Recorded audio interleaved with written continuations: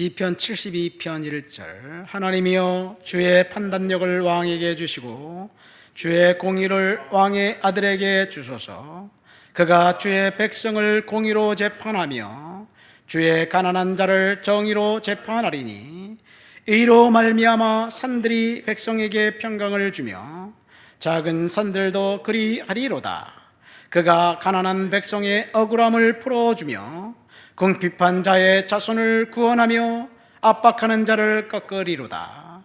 그들이 해가 있을 동안에도 주를 두려워하며 달이 있을 동안에도 대대로 그리하리로다.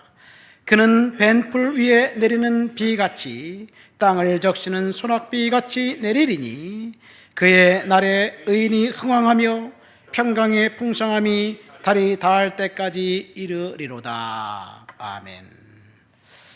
솔로몬이 기도한 거지요. 아들을 위해서, 자신을 위해서 기도했습니다. 솔로몬, 그는 밧세바의 아들입니다. 다윗과 밧세바 사이에 부적절한 관계에서 출발된 그 결혼 관계 속에서 태어난 아들이지요. 마태복음 1장 예수님의 족보를 이제 소개하면서 마태는 그 솔로몬이 메시아가 이 다윗의 그 아내 밧세바에게서 태어났다고 말하지 않고 의도적으로 우리아의 아내에게서 태어났다고 하면서 밧세바라는 이름을 뺐습니다. 밧세바를 무시해서 그런 게 아니고 다윗의 죄를 폭로한 거지요. 그럼 우리아는 누구일까요? 사무엘상 21장, 22장 그 다윗이 사울을 피해 도망 다닐 때, 특별히 22장에 보면 아둘람굴에 환난당한 자, 빚진 자, 마음이 원통한 자 400명이 다윗을 따라다녔습니다. 바로 앞에 놉당에 그 사울을 피해 도망갔을 때 그 제사장에게 양식을 달라고 해서 진설병을 얻어먹고 무기를 받아가지고 왔죠. 그때 다윗을 보좌했던 다윗의 측근 중에 측근이고 다윗의 신복 중에 신복이었습니다. 사무엘하 23장 다윗의 용사들의 이름을 열거하면서 저 뒤에 39절에 우리아가 나옵니다. 우리아는 다윗의 친구였고 신복이었고 신하였고 그리고 충성스러운 부하였습니다. 그런데 다윗은 그의 아내를 빼앗고 그를 죽였습니다. 여러분이 그런 일을 당했다면 어떤 마음이었을까요?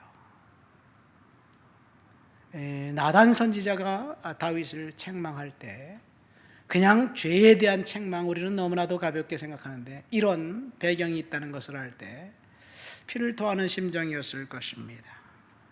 이 솔로몬은 다윗의 아들 중에서도 사실은 가장 처진 아웃사이더의 아들이었습니다. 다윗의 아내 중에 공주가 2명 있었습니다. 첫 번째 아내 미갈이 사울의 딸이었고 공주였고, 압살롬의 엄마인 그 달메도 그스랑 달메의 딸, 그스랑 달메라는 사람의 딸 공주가 마가가 바로 압살롬의 엄마였습니다.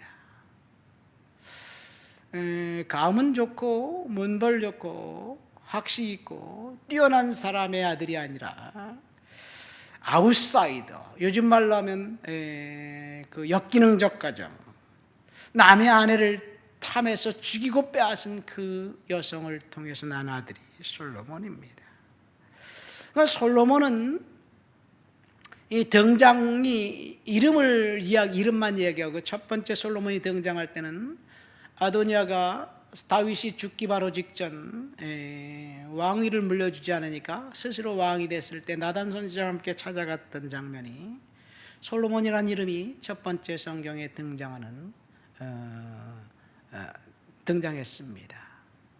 아마 솔로몬 그 다윗의 장자 암논이 그 정욕을 품고 나쁜 짓만 하지 않았다면, 이복두이 다말만 취하지 않았다면, 압살롬이 그 암논을 죽이지 않았다면 그 일이 빌미가 돼서 압살롬이 암논을 죽이고 도망가고 결국 아버지에게 반역하는 일까지 벌어졌습니다. 이런저런 일들을 통해서 볼 때 솔로몬은 우리식으로 따지면 세자의 교육을 받고 제왕 교육을 받은 사람이 아니었습니다. 그러니까 자기는 제왕 교육을 받던 왕이 아니었기 때문에 아들을 특별히 생각하며 손을 기도한 거죠. 1절 말씀 보니까 하나님이여 주의 판단력을 왕에게 주시고 주의 공의를 왕의 아들에게 주소서. 자기에게 필요한 것은 판단력, 아들에게는 공의를 달라고 기도했습니다. 통치자의 첫 번째 그 조건, 판단력이 아닌가 생각됩니다. 우리는 지금 윤석열 대통령 통치자를 모시고 있으면서 좋은 판단력으로 통치하게 해달라고 계속해서 기도해야 될 줄 믿습니다. 다음 주 수요일 총선이 있죠. 그때 하나님을 두려워하고 공의로 백성들을 섬길 수 있는 리더들을 뽑을 수 있도록 우리가 위해서 기도하고 눈을 부릅뜨고 감시해야 될 줄 믿습니다. 여당, 야당, 무슨 당 할 것 없이 정직하고 깨끗한 사람, 도덕적으로 흠길이 있고 범죄한 사람을 뽑아서 그들에게 권력을 주고 이 땅을 자기 마음대로 좌지우지할 수 있도록 우리가 언제까지 해야 될까요? 하나님 앞에 우리는 판단력을 잘 갖고 리더들을 뽑아야 될 줄 믿습니다. 우리나라 구한말 어떤 일이 있었나요? 천주교가 신부님 그 12명이 이제 선교사로 우리나라에 왔다가 이 대원군 시대 안동김 치세 시절에 이 프랑스에서 보낸 신부님 9명이 살해당했고 3명이 도망갑니다. 그중 한 명이 리델이라는 신부인데 청나라에 가서 프랑스 함대를 끌고 조선에 이제 침략을 해서 너희들이 우리 선지자 선교사 9명을 죽였으니 9,000명을 우리가 죽이겠다라고 함대를 동원해서 강화도에 쳐들어왔습니다. 문수산성에서 전투했는데 처음에 조선군이 확실하게 깨졌습니다. 조선인 안내 3명, 그 다음에 리델 신부가 이 프랑스 군대를 들고 이 땅을 침략해 들어왔어요. 그때 프랑스의 로스 사령관이 결국은 이 강화도에서 전쟁을 하면서 조선군이 이겼습니다. 이것이 병인 양요입니다. 그 다음에 이 토마스 선교사를 통역관으로 이제 영국의 배가 대동강에 주로 왔습니다. 모래톱에 걸린 그 영국의 배를 평양 감사가 활을 쏴서 죽이고, 그리고 토마스 선교사가 성경을 뿌리고 순교당하고 죽었습니다. 그때 우리나라 안동김 씨가 득세해도 그래도 외세를 막아낼 수 있는 힘은 있었어요. 이 두 사건을 빌미로 대원군이 확실히 정권을 잡고 안동김 씨를 몰아내고 세국 정책을 펼쳤습니다. 이때가 1866년입니다. 1년 전 1865년에 일본은 명치유신이라는 것을 이제 메이지 유신을 단행합니다. 그보다 10년 전 미국과 통상 조약을 맺죠. 당시 한국, 조선이나 일본이나 똑같았습니다. 외세를 몰아내자. 일본에서는 존황양이라고 해서 황제를 받들고 이 서양을 몰아내자. 그런데 일본은 미국한테 싸우면서 졌고, 그리고 개혁을 단행합니다. 그리고 개혁 개방의 길을 열어가고, 우리는 승리했기 때문에 문을 걸어 잠갔습니다. 사실 조선의 대원군이 승리한 것이 사실은 축복이 아니에요. 일본이 패배한 것이 사실은 저주가 아니에요. 이 축복과 저주는 우리가 보고 있는 지금 잘 되는 것이 축복이고 지금 잘못되는 것이 저주가 아니에요. 만약 조선이 프랑스에 졌다면 우리는 두 손 두 발 다 들고 서양의 조선의 문을 열어놨어야 될 거예요. 그러면 일본한테 빼앗기지 않았어요. 이것이 우리의 현실입니다. 그러니까 통치자가 어떤 판단을 하느냐가 굉장히 중요합니다. 우리나라 지금 현대사를 보세요. 얼마나 6.25 이후에 어렵고 힘들었습니까? 박정희 대통령이 새마을 운동을 하고 잘 살아보세요 운동을 하고, 그리고 공장을 세우고 정말 열심히 그 경제개발 5개년 계획을 세우면서 열심히 일했어요. 그것이 그분의 판단력입니다. 어떤 대통령은 멀쩡히 돌아가고 있는 원전을 폐쇄해야 된다고, 이 영화 한번 보고 난 다음에 폐쇄하고 난 다음에 지금 전기세가 엄청나게 올랐어요. 교회 관리비가 딱 2배 됐더라고요, 보니까. 여러분, 어떤 판단을 하느냐, 이것이 통치자의 판단입니다. 지금 우리가 중요한 것은 하나님 앞에 옳은 판단력을 하며 살아야 될 줄 믿습니다. 두 번째, 이 통치자의 그 자질은 2절 말씀, 시편 72편 2절, 그가 주의 백성을 공의로 재판하며 주의 가난한 자를 정의로 재판하리니. 공명 정대한 판단과 이 그 재판입니다. 이것이 통치자의 덕목입니다. 사실 이 세상은 정의롭지 않아요. 공평하지 않습니다. 태어날 때부터 기울어진 운동장입니다. 어떤 아이는 입에 금숟가락을 물고 태어나고, 어떤 아이는 천형의 형벌인 그 질병, 유전적인 질병을 안고 태어납니다. 자기가 선택한 것 아닙니다. 그냥 그렇게 운명처럼 그렇게 왔습니다. 그러니까 이 세상은 결코 공평한 세상이 아닙니다. 그러니까 그 공평하지 않은 세상에서 어떻게 그 사상을, 공평을 실현해야 될 것인가? 뭐 결과의 평등, 무슨 평등이 있어요.